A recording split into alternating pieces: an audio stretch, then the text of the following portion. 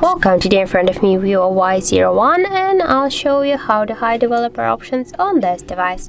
So first you should go into the settings application and scroll all the way down to the system section, and if the developer options, if they are activated on your device, the last section here will be with the developer options.